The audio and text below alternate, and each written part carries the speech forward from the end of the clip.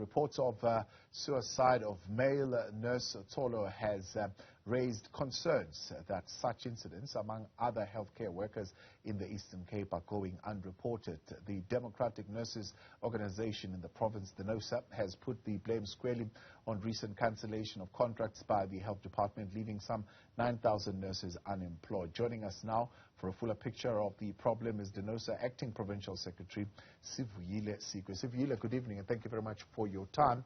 How do you draw the connection then between the rise in the number of nurses committing suicide and the discontinuation of these contracts?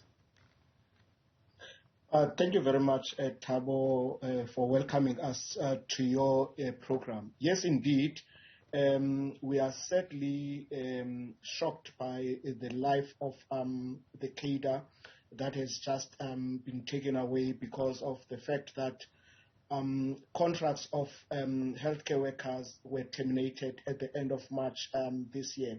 This has been due to the shortage of funds by the government in order to sustain those particular jobs. Yeah, and you are saying this has been deduced how? I mean, it could be other factors. I mean, are there no other factors that are adding stress and strain on the healthcare workers that could cause them to deal with such difficulties? For example, just the stress of the work itself and the kind of pressure that many healthcare workers have had to work under during the time of COVID-19. Look, we cannot run away from the fact that, the appointments of contract workers that came in during the time where we're actually facing the pandemic since the beginning of it in 2020. The major boost was brought in by those healthcare workers whom were actually not employed, actually sitting at home and what have you.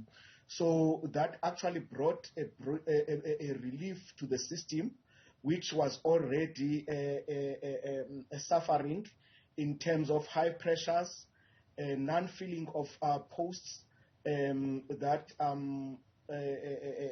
are replacement by the department, adding to the strain of burnout of our nurses and adding to those that are actually been suffering from chronic diseases whom they were actually not at the forefront. So this termination now brings in more burden and actually exposes the department to more litigations when it comes to medical legal hazards that occur due to reduced staff and high turnover from the department. Yeah. Is the department, you believe, sitting on money that they could possibly be using to hire these nurses that otherwise they are using for something else and have not prioritized the hiring of nurses?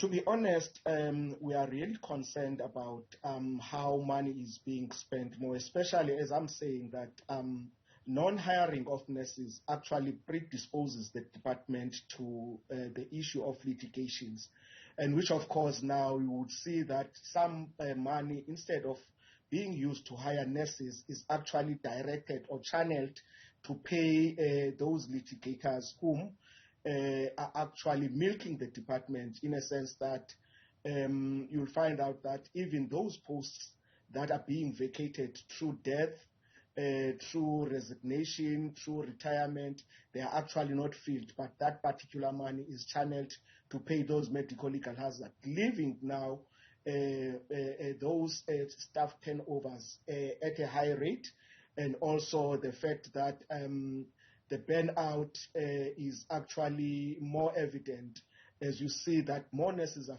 becoming sick, and gross absenteeism now actually takes the center stage. The province initially, earlier on, indicating that they would need about 1 billion rands to be able to place these nurses in those positions. Have they, in your understanding, received that 1 billion rands to be able to extend the contract? Currently, there has not been any word from the department as to indicate whether they have managed to actually source those particular funds. But what we have actually were informed about was that about 2,900 plus posts have been made available, not only for nurses, but for the entire workforce throughout the department, which is actually in the drop in the ocean as you look at the current nurses whom are actually sitting at home, which we are looking at plus minus 9,000 health workers, irrespective of whatever field that they're in within the Department of Health. Yeah. So you're saying the 400 million that was reported to have been found at the end of March is nearly not enough, at least, to be able to cover the number? Yes, indeed. It's not enough, but we do appreciate the fact that there has been at least an appetite by the department to actually hire more staff. But as we are saying that that is actually not enough, as we are still seeing that there are lots of those who just completed their ComServes and those that actually have been sitting at home for the past years are being unable to be hired by the department. Yeah. Any consideration or indication from the department, the province, at this particular point that they could possibly be sourcing more to be able to extend these contracts for a couple of months, at least? Currently, there's nothing that has forthcome from the department, but we are hopeful that we'll keep on engaging the department as the union to make sure that all those health care practitioners that are actually sitting at home, they do get space to practice and actually be able to earn a salary so that they can actually feed their families at home. All right, Sivuyile, I appreciate your time. Thank you very much for coming on. That is DENOSA's acting provincial secretary there, Sivuyile Sikwe, on that question of the healthcare worker who lost his life. They're saying they believe this is because of the government not renewing his contract.